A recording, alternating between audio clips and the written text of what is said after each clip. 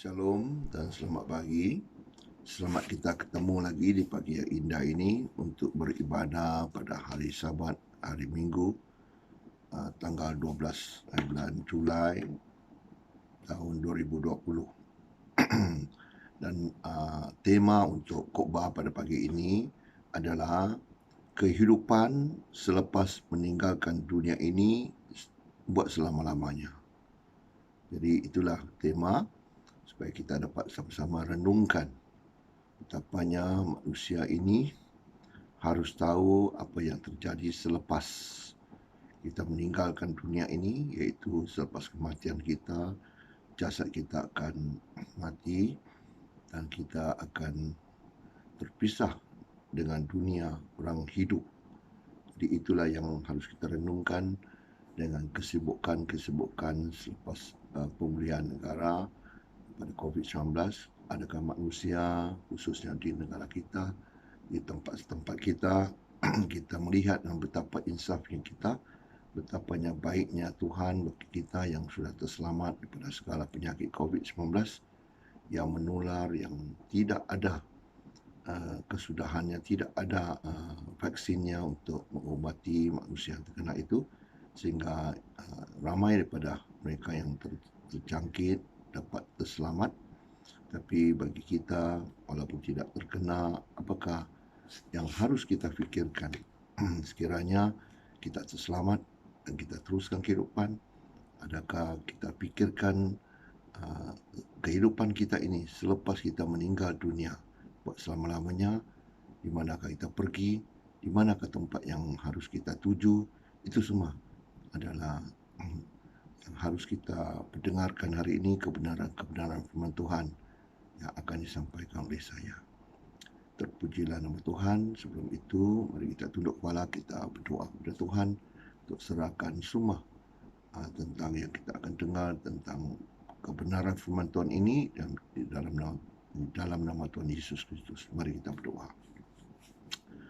Bapa kami yang ada di dalam surga, terima kasih Tuhan sekali lagi kesempatan yang indah di pagi ini untuk kami terus beribadah kepada-Mu. Kita lagi untuk mendengar kebenaran firman-Mu. Biarlah roh Tuhan mengambil alih fikiran kami, perbicaraan kami, mau juga perbuatan kami. Biarlah daripada permulaan hingga akhirnya pemberitaan tentang kebenaran firman Tuhan ini, Tuhan Kau menyertai lidah hamba-Mu, Kau urapi lidah hamba-Mu, seluruh roh tubuh dan jiwa hamba-Mu, untuk segalanya diberitakan sesuai dengan kehendak-Mu. Terpujilah nama-Mu, di dalam nama-Mu, ya Tuhan Yesus Kristus, hamba doa dan bersyukur ini. Amin. Ya saudara, itulah kita lihat saudara, betapanya seluruh dunia, banyak negara lagi yang sedang menghadapi krisis tentang menularnya penyakit, ramai yang meninggal dan ramai juga yang dijangkiti, yang di dalam kesusahan. Tapi saat ini Tuhan, kita juga mau renungkan kebenaran firman-Mu. Ya saudara, persoalannya saudara, juga kita tertanya-tanya di dalam tema pagi-pagi ini, kehidupan selepas meninggal dunia, untuk selama-lamanya. Semasa kita hidup, kita akan tinggalkan dunia ini. Jadi persoalannya juga mungkin tertanya-tanya sebagian pada umat manusia, adakah kehidupan selepas kematian? Ada juga yang bertanya. Jadi bagi jawapannya memang ada. Ya, majoriti dari kepercayaan masing-masing ya mengatakan bahawa mereka percaya ada kehidupan selepas kematian. Ya, ada juga sedikit yang percaya tidak ada. Itu tidak dinafikan. Ada segelintir yang percaya yang tidak ada kehidupan. Jadi apa kata Alkitab? Ya, Alkitab dengan jelas ya dapat menjelaskan bahawa ada dua kumpulan manusia yang beragama, yang satu percaya ada kehidupan selepas kematian atau selepas manusia meninggalkan dunia ini, dan satu lagi percaya tiada. Jadi dua kumpulan ini kita dapat lihat bahawa ada. Jadi perbincangan kita pada hari ini atau apa yang mau disampaikan oleh pastor pada hari ini adalah satu kumpulan percaya ada satu kumpulan percaya tiada. Dan pastinya, ya, kedua-duanya ini memberi implikasi yang sangat terpengaruh pada kehidupan pada masa hidupnya. Ya, ya, kita rujuk pada Alkitab, saudara. Yang ayat yang pertama di sini kita rujuk Alkitab di dalam Kisah Para Rasul. Kisah Para Rasul seperti yang pastor kata tadi, ada dua kumpulan, satu yang percaya dan satu yang tidak percaya. Ada kehidupan selepas manusia itu meninggal dunia. Jadi mari kita lihat di dalam Kisah Para Rasul pasal yang ke-28 ayat yang pasal yang ke-23 ayat yang ke-8. Jadi ayat yang 8 berkata di sini, saudara, sebab orang-orang Saduki mengatakan bahawa tidak ada kebangkitan dan tidak ada malaikat atau roh, tetapi orang-orang Farisi mengakui kedua-duanya. Di sinilah ada dua kumpulan yang tercatat di dalam Alkitab. Satu mengatakan tidak ada kebangkitan. Tidak ada kebangkitan maksudnya tidak ada kehidupan, ya, selepas meninggal dunia, iaitu orang-orang Saduki. Mereka ini semua adalah orang-orang yang beragama. Dan satu kumpulan yang lain iaitu orang Farisi mengatakan, ya, ada malaikat atau roh, yang mengakui bahawa kedua-duanya ada. Jadi di sinilah kita akan terus melihatkan kebenaran-kebenaran di sini, kerana ini sangat penting.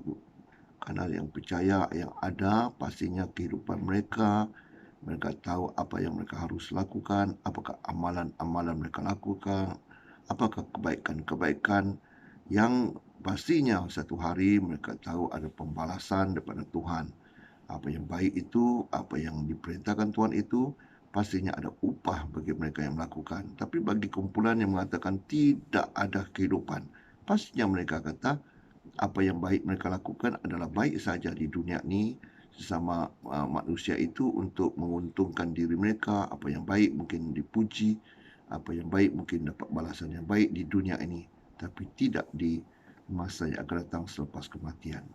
Jadi saudara, kita pergi lagi saudara di satu firman Tuhan yang satu mengatakan ada dan satu yang tidak mengatakan ada.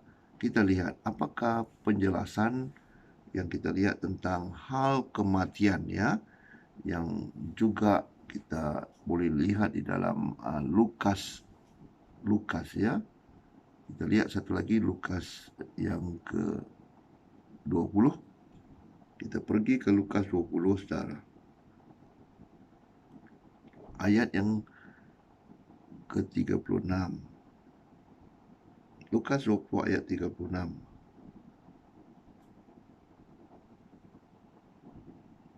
Di sini dijelaskan, saudara, oleh Tuhan Yesus Kristus masa dia berada di bumi bersama dengan murid-muridnya, dengan orang ramai yang diceritakan di sini.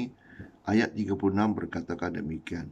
Sebab mereka yang tidak dapat mati lagi, mereka sama seperti malaikat-malaikat dan mereka adalah anak-anak Allah kerana mereka telah dibangkitkan. Nah, itu dimaksudkan kumpulan yang percaya, ya, orang yang percaya ada kehidupan, mereka telah dibangkitkan. Tentang bangkitnya, ayat 37, tentang bangkitnya orang-orang mati, Musa telah memberitahukannya dalam nas tentang semak duri, di mana Tuhan disebut Allah Abraham, Allah Ishak dan Allah Yakub. Ya, ia bukan Allah orang mati, melainkan Allah orang hidup, sebab di hadapan Dia semua orang hidup. Jadi di sini dinyatakan bahawa manusia yang hari ini bernafas, yang diberikan nafas oleh Tuhan, pada satu hari apa dipanggil Tuhan atau saat dia meninggal dunia ini, maka satu masa ataupun selepas kematian itu ada kehidupan, ya. Jadi di sini jelas kita lihat bahawa manusia mempunyai tiga unsur, iaitu tubuh, dan kita ada jiwa dan juga ada roh.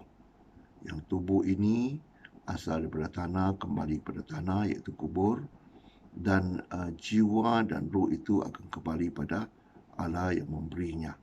Jadi di situlah roh dan jiwa tetap hidup ya, semasa berada di dunia ini bersama tubuh yang hidup, tapi terpisah daripada tubuhnya, daripada jasadnya, maka roh itu tetap hidup.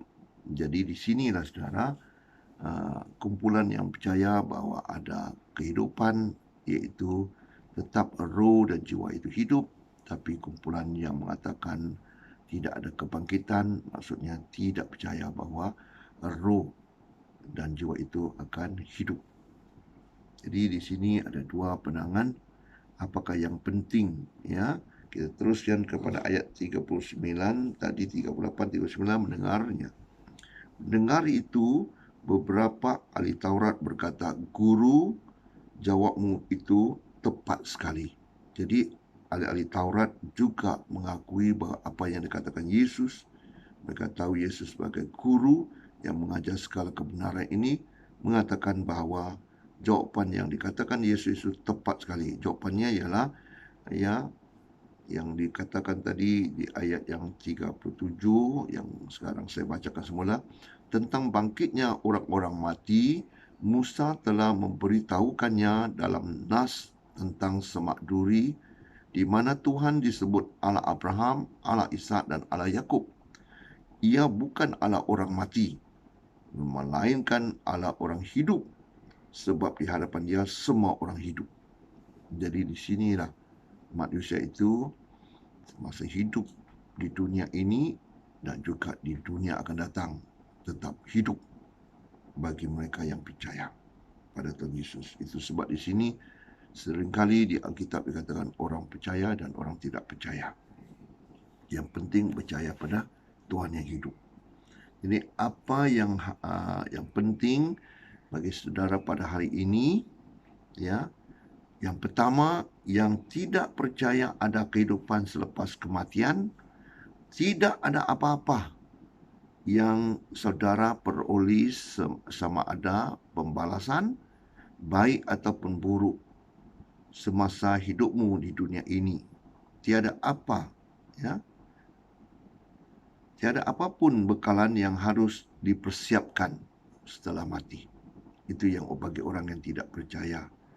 Apa yang ada sekarang, itulah sahaja yang mereka ada dan menikmatinya semasa hidup ini. Di sebaliknya, yang kumpulan yang kedua, yang percaya ada ini sangat penting untuk anda dengar. Jadi kami adalah orang percaya. Yang Alkitab juga menyatakan bahawa ada kehidupan selepas kematian. Ya, sebenarnya kehidupan itu terus menerus. Roh dan jiwa ini yang diberikan Tuhan tidak akan mati. Semasa beradanya kita di dunia ini, dia hidup. Begitu juga selepas kita meninggalkan dunia ini, tetap roh dan jiwa itu hidup. Jadi ini yang penting bagi kita dengar pada hari ini. Ya, saudara, apapun permasalahan kita, apapun pergumulan kita, apapun yang disedarkan oleh Tuhan tentang berlakunya COVID-19 ini, betapanya manusia itu begitu kerdil sekali, tidak dapat melakukan apa-apa. Tapi inilah, adakah manusia sedar pada hari ini betapanya manusia itu harus tahu apakah yang akan berlaku selepas dia meninggalkan dunia ini. Jadi bagi kita orang percaya, inilah mesej pada hari ini. Sangat penting yang percaya ada di sini, ya, yang ada yang kita harus dengar pada hari ini adalah sangat penting.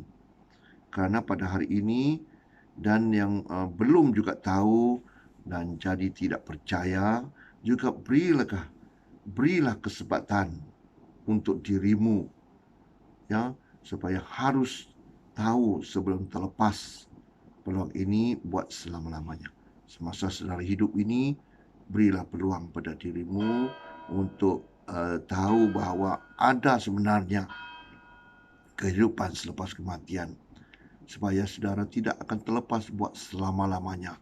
Kerana apabila saudara terlepas, firman Tuhan juga menyatakan bahawa kehidupan manusia pada hari ini yang ditulisnya di dalam Ibrani 9:27 menyatakan, dan sama seperti manusia ditetapkan untuk mati hanya satu kali saja, dan sesudah itu dihakimi. Jadi di sini jelas, saudara selepas kematian akan dihakimi. Dan sekiranya saudara menjadi orang percaya bahwa ada kehidupan, pastinya saudara akan bersiap sedia untuk bekalan-bekalannya.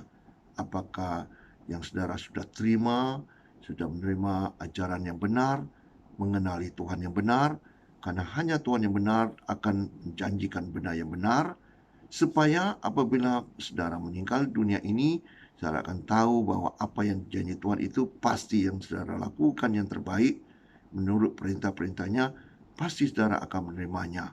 Itu satu pembalasan yang dijanjikan atau upah yang dijanjikan Tuhan untuk orang percaya. Sekiranya saudara tidak percaya, apabila saudara mati saja, kerana firman Tuhan di dalam Ibrani 9 ayat 27 mengatakan, dan sama seperti manusia ditetapkan untuk mati hanya satu kali saja. Ditetapkan. Sudah ditetap. Tidak dapat mati dua kali. Tapi satu kali saja mati, dan sesudah itu dihakimi. Maksudnya, apa yang saudara buat keputusan pada hari ini, semasa hidup saudara, adalah mutamat. Tidak ada yang duanya. Dan bukannya saudara mati, lepas itu tahu apa yang berlaku selepas kematian, baru saudara kata, saya mau bertobat. Saya baru tahu sekarang, Tuhan beri saya peluang sekali lagi untuk diberikan kehidupan, dan saya akan kembali kematian. Tidak lagi saudara. Hanya satu kali saja yang ditetapkan. Itulah seperti yang ditulis di dalam Ibrani 9 ayat 27. Jadi inilah perkara yang sangat penting yang harus kita tahu, apa yang kita harus lakukan, apakah keputusan yang harus kita buat. Karena di dalam hidup kita sendirian ini, setiap orang dipertanggungjawabkan untuk menentukan. Karena saudara sudah diberikan akal fikiran, saudara juga diberikan kesempatan untuk mendengar kebenaran firman Tuhan. Saudara juga diberikan kesempatan untuk kesedaran untuk melihat sekeliling saudara.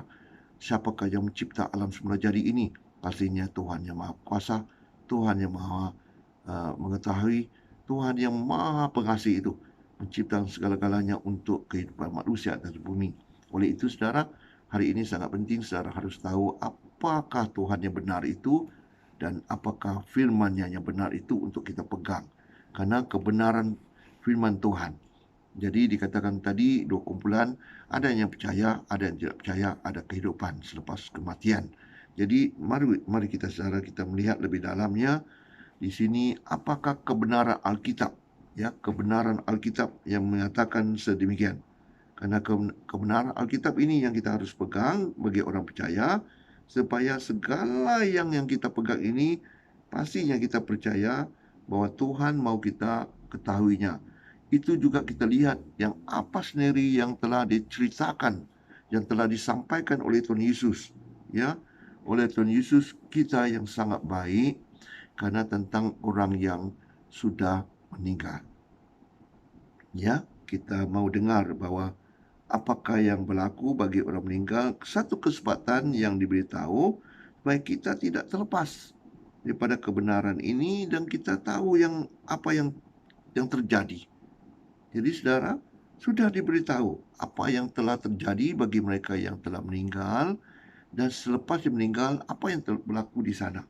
Di sini ya, yang tertulis yang di dalam Alkitab harus kita teliti, kita lihat, karena ini adalah firman Tuhan yang disampaikan sendiri oleh Tuhan Yesus kepada murid-muridnya, yang satu pertanyaannya yang sangat mereka ingin tahu, apakah ada kehidupan selepas kematian, selepas meninggalkan dunia ini, apakah yang berlaku bagi orang yang percaya dan orang yang tidak percaya, atau orang yang sudah percaya tapi tidak melakukan apa yang sepatutnya dia lakukan menurut perintah-perintah Tuhan itu. Jadi kita lihat saudara sama-sama di dalam Lukas 16, ya, ayat 19. Kita pergi ayat 19 sampai ayat 31. Ayat 19 berkatakan di sini, ini yang telah disampaikan oleh Tuhan Yesus. Katanya di sini saudara, Ada seorang kaya yang selalu berpakaian jubah ungu dan kain halus, dan setiap hari ia bersukaria dalam kemewahan. Jadi kalau kita lihat jubah ungu itu biasanya orang besar-besar, mungkin raja atau orang kenamaan, ya. Ini dikatakan ada seorang kaya. Memang orang kaya saja yang dapat berpakaian sedemikian pada satu ketika dahulu, sampai ke hari ini pun biasanya begitu. Ya, kalau ungu itu melambangkan orang kenamaan ataupun raja. Jadi ayat 20 katanya, dan ada seorang pengemis bernama Lazarus, badannya penuh dengan borok, berbaring dekat pintu rumah orang kaya itu. Jadi di sini kita tahu orang kaya di sini tidak diberikan nama, tapi bagi orang miskin diberikan namanya Lazarus. Mereka ini pastinya mengenali satu sama lain, kerana orang miskin ini seringkali berbaring dekat pintu rumah orang kaya itu. Selalu berbaring di sana. Pasti orang kaya itu tiap hari melihat dia. Dan juga apakah orang miskin yang bernama Lazarus ini pasti juga melihat orang kaya itu. Ya, apa yang mereka saling berdua ini yang saling mengenali satu sama lain, apa yang berlaku pada kedua-dua ini. Kita teruskan ayat 21. Orang miskin itu dikatakan dalam ayat 21, dan ingin menghilangkan laparnya dengan apa yang jatuh dari meja orang kaya itu. Malahan anjing-anjing datang dan menjilat boroknya, ya, kudisnya, kotorannya. Jadi di sini saudara, sebenarnya orang miskin yang bernama Lazarus itu mengharapkan supaya dapat makanan sedikit. Bukannya diberikan orang kaya itu, tapi apa makanan yang jatuh daripada meja orang kaya itu. Itulah yang dia harapkan supaya dia dapat makan untuk meneruskan kehidupannya. Ya, jadi di sini katanya Lazarus ini sering, boleh katakan ayat 20 katanya, dan ada seorang pengemis bernama Lazarus, badannya penuh dengan borok, berbaring dekat pintu rumah orang kaya itu. Jadi ayat 22 diringkaskan cerita itu katanya, karena kita cerita tentang orang yang meninggal, ya. Apakah cerita ini? Di dalam ayat 22 dikatakan kemudian maksudnya mungkin sudah berlaku berhari-hari, berbulan-bulan, mungkin bertahun-tahun juga yang hal itu terjadi. Kemudian matilah orang miskin itu. Ya, matilah orang miskin itu di sini adalah Lazarus, lalu dibawa oleh malaikat-malaikat ke pangkuan Abraham. Wah, malaikat-malaikat membawa orang miskin ini yang bernama Lazarus. Jadi dikatakan juga ayat 23, orang kaya itu juga mati. Jadi dua-dua cerita orang mati. Ya, lalu dikubur. Pastinya kita tahu semua orang yang meninggal dahulu sehingga sekarang pun, yang mati itu harus dikubur. Karena yang mati itu harus masuk ke dalam dunia orang mati. Ya, dunia orang mati. Jadi ayat 23 katanya orang kaya itu juga mati lalu dikubur.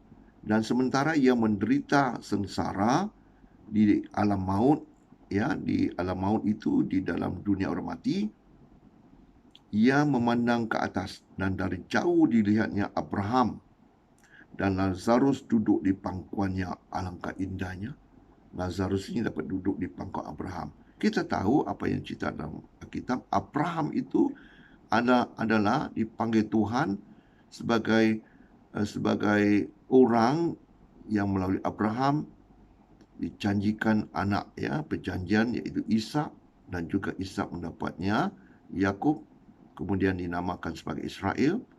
Jadi di sinilah kita tahu, kita sudah baca tadi sebelum ini, Allahnya Abraham, Ishak dan Yakub ini adalah umat pilihan Tuhan yang menjanjikan kepada janji-janji yang sekiranya Abraham melakukan segala perintah Tuhan untuk menjadi berkat bagi semua bangsa-bangsa, karena melalui Abrahamlah semua bangsa di atas bumi ini akan menerima berkat. Ya, mereka yang tidak mematuhi ini akan menerima kutuk. Jadi di sinilah saudara, Abraham, bila disebut di sini dilihatnya Abraham, pasti Abraham ini adalah orang pilihan Tuhan yang berada di tempat yang baik, Dia lihat di sana, orang kaya ini melihat bahwa Lazarus duduk di pangkuannya. Di pangkuannya betapa indahnya, betapa satu tempat yang istimewa berada bersama Abraham. Karena pastinya apa yang dijanji Tuhan itu adalah tempat yang sangat baik bagi keduanya yang apa dilihatkan oleh orang kaya ini. Jadi apa yang dilakukan oleh orang kaya ini, katanya ayat 24, lalu ia berseru, katanya, Bapa Abraham, kasihanilah aku, suruhlah Lazarus supaya ia mencelupkan hujung jarinya ke dalam air dan menyejukkan lidahnya, sebab aku sangat kesakitan dalam nyala api ini. Jadi di sini kita dapat lihat, saudara, orang yang sudah meninggal ini sebenarnya dapat mengenal Abraham, dapat juga mengenal Lazarus. Lazarus yang mungkin setiap saban hari yang duduk di pintu rumahnya, yang mengharapkan makanan yang jatuh daripada mejanya, dia kenal siapa itu Lazarus. Jadi terang jelas kita lihat, Alkitab mengatakan bahwa orang yang sudah meninggal itu dapat mengenal, dan dia juga dalam keadaan yang tersiksa, menderita di dalam nyala api itu, bahwa dia rasakan satu kesakitan, panas. Jadi di sini jiwanya dia dapat rasakan.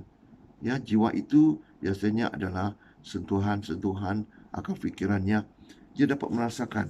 Dan di sini untuk menghilangkan segala kepanasan daripada yang dia sedang melalui, menderita itu, maka dia minta air, supaya minta kebenaran daripada Bapa Abraham, supaya menyuruh Lazarus mencelupkan hujung jarinya ke dalam air dan menyejukkan lidahnya kerana haus, panas. Sebab aku sangat kesakitan dalam nyala api ini, katanya. Jadi di sinilah kita dapat lihat bahawa di dalam dunia orang mati, mereka sesedar-sedarnya tahu apa yang sedang berlaku. Jadi Alkitab mengatakan memang ada kehidupan selepas kematian.